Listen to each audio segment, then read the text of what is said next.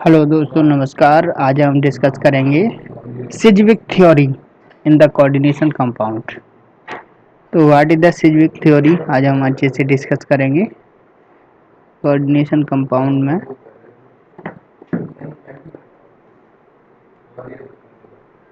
एक मिनट। हाँ,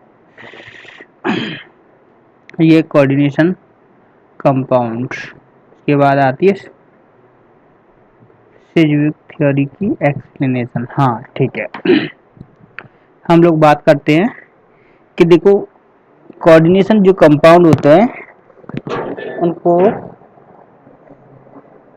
coordinate bond के बारे में वर्णन ने बताया था कि जो जो मेटल एटम होता है, जो नॉन मेटल से प्राइमरी और सेकेंडरी वैलेंसी से आपस में जुड़े हुए होते हैं, और थ्योरी को एक्सप्लेन करने की कोशिश की और समझाया कि जो बॉन्डेड एटम होते हैं मेटल और नॉन मेटल के बीच में, तो उनके बीच में जो बॉन्ड होता है वो कोई बॉन्ड नहीं होता है। ये दो प्रकार की वैलेंसी शो करता है, प्राइमरी वैलेंसी और सेकेंडरी वैलेंसी। ठीक है। और अपनी थ्योरी को एक्सप्लेनेशन किया, एक्सपेरिमेंट डेटा इन्होंने बताया कि जो थ्योरी में जो कंडक्टिविटी चेक किया और सिल्वर नाइट्रेट सॉल्यूशन को ऐड किया और नंबर ऑफ आयन को बताने की कोशिश की। अब अब इसको एक्सप्लेन करने के लिए साइंटिस्ट आए हुए थे सिज्विक, कि जो सिज्विक ने बताया था कि ऐसा कोई सिग्निफिकेंस नहीं होता कि ना तो प्राइमरी वैलेंसी होती है और ना ही सेकेंडरी वैलेंसी होती है। ये तो बस एक हाइपोथेसिस था, ना कि रियलिटी। और इस थ्योरी के बारे में इन्होंने बताया कि जो मेटल एटम होता है डायरेक्टली लिगैंड से जुड़ा होता है। अब लिगैंड क्या होता है? लिगैंड वो होता है जो मेटल एटम से जितने भी मॉलिक्यूल और कंपाउंड्स जुड़े होते हैं उनको लिगैंड एक नाम दे दिया जाता है। आगे के टॉपिक में हम लोग डिस्कस करेंगे कि लिगैंड क्या होते हैं, कैसे न्यूट्रल होते हैं, कैसा चार्ज होता है, इसके बारे में। लेकिन जो मेटल एटम होता है वो डायरेक्टली लिगैंड से जुड़ा होता है। उनके बीच में एक स्पेसिफिक बॉन्ड होता है जिसको कोऑर्डिनेट बॉन्ड कहते हैं, ना कि कोई प्राइमरी वैलेंसी और ना ही सेकेंडरी वैलेंसी। प्राइमरी वैलेंसी और secondary valency with join electrostatic force of attraction only. Primary secondary valency इन्होंने जो बताया था, इनके बीच में कोई ऐसा कुछ इश्यू नहीं होता। जो प्राइमरी वैलेंसी जो शो करता है उनके बीच में एक स्पेसिफिक फोर्स ऑफ अट्रैक्शन होता है जिसको नाम दे दिया गया इलेक्ट्रोस्टैटिक अट्रैक्शन फोर्स। और जो नंबर ऑफ लिगेंड्स होते हैं वो डायरेक्टली कोऑर्डिनेट बॉन्ड के माध्यम से मेटल से जुड़े होते हैं। अब हुआ क्या? The sum of electron present in the metal atom and donate by the ligand called the electron EAN effective atomic number. जब लिगेंड अपने इलेक्ट्रॉन को किसी सेंट्रल मेटल एटम को डोनेट करेंगे तो इस पर इलेक्ट्रॉन डेंसिटी बढ़ जाएगी, और जब इलेक्ट्रॉन डेंसिटी बढ़ जाएगी तो चार्ज अक्यूमुलेट होगा। तो जो चार्ज उसके ऊपर आ जाएगा उसको EAN नाम दे दिया जाएगा, इफेक्टिव एटॉमिक नंबर। ठीक है। अब वर्णन ने जो एक चित्र के माध्यम से बताने की कोशिश की, उसमें थोड़ा सा उल्टा है। देखो, एक सेंट्रल मेटल एटम होता है, बीच में होता है, जिससे जो जो लिगेंड एटम जुड़े होते हैं वो डायरेक्टली कोऑर्डिनेट बॉन्ड के माध्यम से जुड़े होते हैं। और ये एक स्फीयर टाइप से ये बॉन्ड होता है, इसको बोलते हैं कोऑर्डिनेशन स्फीयर।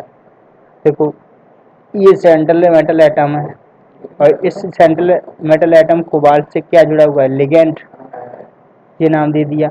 अब जैसे मान लो हेक्सामिन कोबाल्ट क्लोराइड एक कंपाउंड इन्होंने दिखाया है, तो उसको एक आयनाइज्ड कर लिया। अब जो प्राइमरी वैलेंसी जो वर्णन ने दिखाया, तो Cl माइनस इस पर चार्ज है, तो इनके जब जो नेगेटिव चार्ज होता है मेटल एटम, इनके बीच में एक फोर्स ऑफ अट्रैक्शन शो करते हैं, और इसको हमने बोल दिया कि ये जो शो कर रहा है इसको बोल दिया जाता है काउंटर आयन। और जो इसके एक पीस इसके आसपास एक नेगेटिव आयन चार्ज अक्यूमुलेट होता है इसको बोलते हैं आयनिक स्फीयर और इसको बोलते हैं कोऑर्डिनेशन स्फीयर।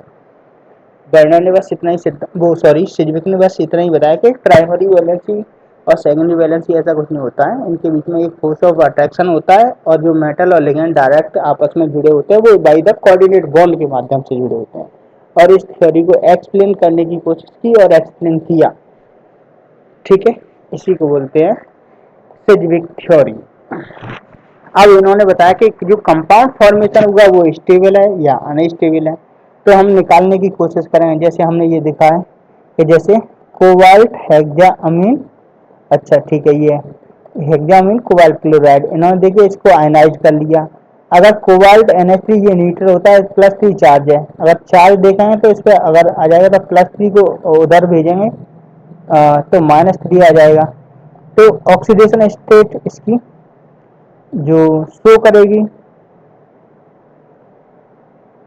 तो उस आधार पे हम बता सकते हैं। अब एटॉमिक नंबर इसका कितना होता है 27, और इस पे ऑक्सीडेशन स्टेट है +3, तो कोबाल्ट में 27 में से 3 इलेक्ट्रॉन रिलीज हटा देंगे तो 24 बचा, ठीक है। जब 24 बचा, अब हम इसको देखते हैं कि जब 24 बचा तो 24 ये, अब लिगेंड हमारे पास कितने हैं 6 लिगेंड, एक लिगेंड एक इलेक्ट्रॉन पेयर डोनेट करता है, तो 6 लिगेंड कितने डोनेट करेंगे, 6 लिगेंड करेंगे हमारे 12, तो 24 और 12 इक्वल 30। जब ये 36 आ जाए, मतलब जो इसको सम दोनों को जोड़ लेंगे तो 36 आ जाए या इसके आगे पीछे आ जाए, अगर कोई इनर्ट गैस का स्ट्रक्चर ये प्राप्त कर ले तो कह सकते हैं कि ये जो कंपाउंड फॉर्मेशन होगा वो स्टेबल होगा। अगर 35, 34, 48 आ जाए तो ये अनस्टेबल होगा। जैसे हम दूसरे कंपाउंड में हम दे सकते हैं, जैसे इसमें देखते हैं FeCO5, FeCO5 एक कंपाउंड है, हमने ऐड कर लिया, इसको समझने की कोशिश करते हैं। Fe कितना होता है, अगर इसका ऑक्सीडेशन स्टेट निकालेंगे तो Fe कोबाल्ट जो सॉरी आयरन होता है और कार्बोनाइल होता है, ये न्यूट्रल होता है, तो हमें पता है कि Fe और मतलब इसको X मान लो, X +0 = 0, तो इसकी ऑक्सीडेशन स्टेट इस पर 0 आएगी, आ गई देखो। अब इस पे 0 आएगी तो Fe होता है 26। अब एक लिगेंड 5 इलेक्ट्रॉन डोनेट करता है, जब 5 इलेक्ट्रॉन डोनेट करेगा तो 5 2 जा 10, तो 10 जाएगा, तो ये भी एक स्टेबल कंपाउंड बनाएगा क्योंकि 36 हो जाएगा। जैसे हम समझने की कोशिश करेंगे, एक और कंपाउंड को हमने ले लिया, देखो इधर देखते हैं K4FeCN6, इसको आयनाइज कर लो। अब आयनाइज करने के बाद एक कंपाउंड आ जाएगा FeCN6 का 4 माइनस आ गया, ऑक्सीडेशन स्टेट निकालेंगे तो इसमें +2 आ गया। अब +2 आयरन का 26 और +2 कितना हो गया, +26 और सॉरी ऑक्सीडेशन स्टेट 2, तो 2 इलेक्ट्रॉन निकल जाएंगे, तो 26 में से 2 गए तो 24। अब एक लिगेंड 2 इलेक्ट्रॉन डोनेट करता है, तो जो साइनाइड आयन होता है तो एक 6 जुड़े हुए, तो 6 2 12, तो 24 और 12 मिला के 36 हो जाएगा। तो इसका मतलब ये पता चला ये कंपाउंड जो फॉर्मेशन होगा ये भी एक स्टेबल कंपाउंड बना, ठीक है। ठीक है, तो आज के लिए बस इतना ही, दोबारा नया लेक्चर स्टार्ट करेंगे, ठीक है, नमस्कार।